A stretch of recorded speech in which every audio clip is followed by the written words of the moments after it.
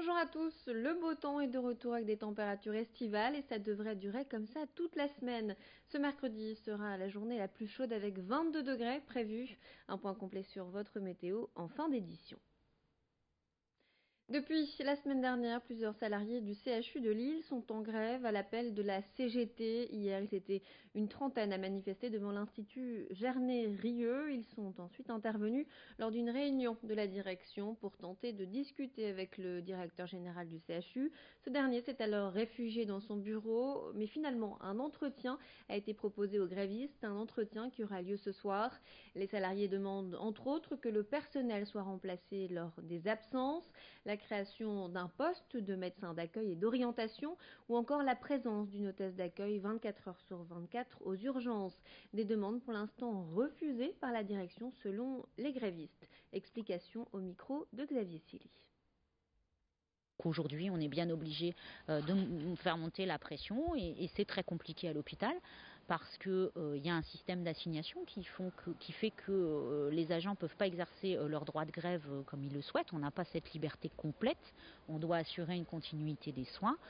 Donc à partir du moment où ils sont en sous-effectif, ils sont tous assignés. À partir du moment où ils sont tous assignés, la grève ne peut pas produire ses effets.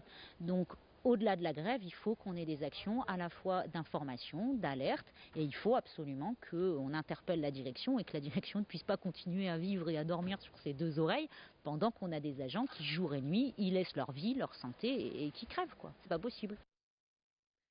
L'actualité du jour, c'est également le ras-le-bol des usagers du train face à la grève des cheminots qui continue. Depuis une semaine, les membres du collectif des usagers des lignes ferroviaires ne présentent plus leur ticket de transport aux contrôleurs, une façon de montrer leur mécontentement face à la perturbation du trafic. Cette action devrait être menée jusqu'à ce que les trains circulent à nouveau normalement. D'après le président du collectif d'usagers, beaucoup de contrôleurs comprendraient leur démarche. Nous l'avons joint à ce sujet par téléphone. C'est pas bien, je ne devrais pas les balancer, mais la plupart des contrôleurs sont plutôt assez d'accord avec notre vision des choses, parce que vous savez, quand moi j'ai des difficultés, globalement, ils en ont aussi le reste du temps. Là, on est sur un moment un petit peu chaud, mais globalement, pour autant, mes difficultés au jour le jour, qu'ils vivent aussi le reste de l'année, ça ressemble un peu aux leurs. Quand je rentre pas chez moi, finalement, eux non plus. Mais globalement, pour autant, je rencontre des cheminots syndiqués tous les jours, qui vraiment, je dirais dans 9 cas sur 10, ne désapprouvent pas à minima notre action. Autre information régionale, malgré le Grenelle de l'environnement il y a 10 ans et une certaine prise de conscience collective, les nappes phréatiques de la région restent aujourd'hui menacées de pollution. C'est l'association de consommateurs UFC Que Choisir qui dresse ce bilan alarmiste. Selon des études récentes, 30 points de captage sur les 109 recensés dans les Hauts-de-France seraient encore menacés de pollution en pesticides et en nitrates. L'agriculture intensive est bien évidemment visée, mais pas seulement. Les jardiniers amateurs utilisent aussi beaucoup de ces produits pour lutter contre les nuisibles. Explication avec le responsable régional de l'UFC Que Choisir au micro d'Idil Gunaï et Vincent Vieillard. Cette responsabilité, il faut la faire partager et comprendre aux jardiniers amateurs, aux consommateurs qui utilisent ces produits phytosanitaires, qui ne sont pas non plus formés pour utiliser. On met un peu de produit et puis on se dit tiens, je vais remettre une cuillère de plus, ça va peut-être augmenter. Donc on a souhaité s'investir aussi du côté des consommateurs, des jardiniers, en leur disant apprenez à vous passer de ces produits phytosanitaires qui de toute façon dans 1 ou 2 ans sont interdits à la vente et interdits à l'utilisation. Aujourd'hui, pour avoir une eau moins polluée, eh bien, apprenons à ne plus utiliser de produits phytosanitaires. Et dans cette édition, on vous emmène à la découverte de ces images d'archives, pour la plupart jamais vues. Une journée ciné-mémoire est organisée ce jeudi à la Halle au Sucre de Dunkerque. Au programme, des projections de films amateurs pour découvrir la ville et son passé.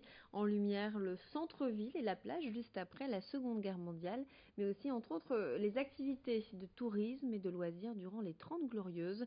Tous ces films amateurs permettent un regard singulier sur la ville et les époques qui ont défilé.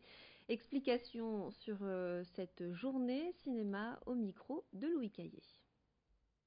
Résultat, on a des scènes de vie quotidienne, des émotions particulières qui nous sont restituées par des bandes plus ou moins réussies techniquement, mais qui nous font une très belle restitution d'époque. L'époque qu'on va montrer le 19 avril, c'est une époque assez récente, mais on sait que les images nous restituent toujours des choses qui ont disparu assez vite. Un territoire en transition perpétuelle comme celui de Dunkerque nous amène de beaucoup de surprises, y compris sur des périodes qui ne sont pas si lointaines. Le but en cette matière est évidemment de concourir à l'accroissement de l'information sur l'histoire du territoire. Je rappelle donc que cette journée cinéma mémoire a lieu ce jeudi à l'Aile au sucre de Dunkerque. Du pain frais tous les jours, à toute heure. À la campagne, il est parfois difficile d'y avoir droit quand il n'y a pas de boulangerie à proximité. C'était le cas jusqu'ici dans la commune de Landretin-les-Ardres, mais la semaine dernière, Pascal B., un artisan boulanger de Surcq, a eu l'idée d'installer un distributeur automatique. L'homme vient livrer son pain chaque matin vers 7 heures. Les habitants peuvent donc désormais avoir du pain frais cuit au feu de bois chaque jour. Loïc Hayet a rencontré ce boulanger. Tous les jours au matin sont alimentés. À Landretin, c'est 7h. À Lambon, c'est 6h45. Et à Louche, c'est à 7h15. Et puis, on fait le plein des machines. Et puis, voilà. Après, on attend de voir la vente. Ça marche plus le dimanche, lundi, mardi, en début de semaine. Et un petit peu moins le jeudi, vendredi. Le samedi, encore à la rigueur. Et sinon, ça va, dans l'ensemble, ça marche, quoi. Si à l'occasion, il y en a encore un qui veut avoir un distributeur dans son village, on est toujours là, quoi. Toujours présent. Mais bon, là, j'ai 55 ans, va peut-être falloir que je pense un petit peu à donner la main, quoi.